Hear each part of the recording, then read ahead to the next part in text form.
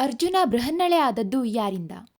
ಪಾಂಡವರ ವನವಾಸದ ಸಮಯದಲ್ಲಿ ಅರ್ಜುನ ಮಹಾಶಿವನ ಶಸ್ತ್ರಾಸ್ತ್ರಗಳನ್ನ ಪಡೆಯೋಕೆ ಅಂತ ತಪಸ್ಸು ಮಾಡೋಕೆ ಹೋಗ್ತಾನೆ. ಅವನ ತಪಸ್ಸು ಪೂರ್ಣವಾದ ನಂತರ ದೇವರಾಜ ಇಂದ್ರ ತನ್ನ ಮಗನಾದ ಅರ್ಜುನನನ್ನ ತನ್ನ ಜೊತೆ ಸ್ವರ್ಗಕ್ಕೆ ಕರೆದುಕೊಂಡು ಹೋಗ್ತಾನೆ. ಅಲ್ಲಿ ಅರ್ಜುನ ಗಂಧರ್ವರಿಂದ ನೃತ್ಯ ಮತ್ತು ಸಂಗೀತವನ್ನ ಕಲ್ತ್ಕೊಳ್ತಾನೆ. ಅರ್ಜುನನ ವೀರತೆ ಮತ್ತು ಸೌಂದರ್ಯಕ್ಕೆ ಮಾರು ಹೋದ ಅಪ್ಸರೆ ಊರ್ವಶಿ ಅವನನ್ನ ಆಸೆ ಪಡ್ತಾಳೆ ಮತ್ತು ಅವಳ ಬಯಕೆಯನ್ನ ಅವನಿಗೆ ಹೇಳ್ತಾಳೆ. ಆದ್ರೆ ಅರ್ಜುನ ಅವಳಿಗೆ ಕೈ ಮುಗಿದು, ನೀವು ನನ್ನ ಪೂರ್ವಜನಾದಂತ ರಾಜ ಪುರೂರವನೊಂದಿಗೆ ಸೇರಿ ನಮ್ಮ ವಂಶ ಅಭಿವೃದ್ಧಿಗೆ ಕಾರಣರಾಗಿದ್ದೀರಿ. ನೀವು ನನಗೆ ತಾಯಿಯ ಸಮಾನ. ನಿಮ್ಮನ್ನ ಬೇರೆ ದೃಷ್ಟಿಯಿಂದ ನೋಡಲಾರೆ ಅಂತಾನೆ. ಅವನ ತಿರಸ್ಕಾರವನ್ನ ಸಹಿಸದ ಊರ್ವಶಿ ಕೋಪಗೊಂಡು, ನನ್ನನ್ನ ತಿರಸ್ಕರಿಸಿದ ನೀನು ನಪುಂಸಕನಾಗಿ ಸ್ತ್ರೀಯರ ಮಧ್ಯೆ ಹಾಡಿ ಕುಣಿಯುವಂತಾಗ್ಲಿ ಅಂತ ಶಾಪ ಕೊಡ್ತಾಳೆ. ಆಗ ಇಂದ್ರ ಆ ಶಾಪ ಅವನಿಗೆ ಅವರ ಅಜ್ಞಾತವಾಸದ ಸಮಯದಲ್ಲಿ ಉಪಯೋಗಕ್ಕೆ ಬರುತ್ತೆ ಅಂತ ಸಮಾಧಾನ ಮಾಡ್ತಾನೆ. ಊರ್ವಶಿಯ ಶಾಪದ ಹೊರತು ಅರ್ಜುನನಿಗೆ ಸ್ತ್ರೀಯ ವೇಷದಲ್ಲಿರಲು ಸಾಧ್ಯವಾಗ್ತಿರ್ಲಿಲ್ಲ. ಹೀಗೆ ಅರ್ಜುನನಿಗೆ ಸಿಕ್ಕ ಶಾಪ ವರವಾಗತ್ತೆ.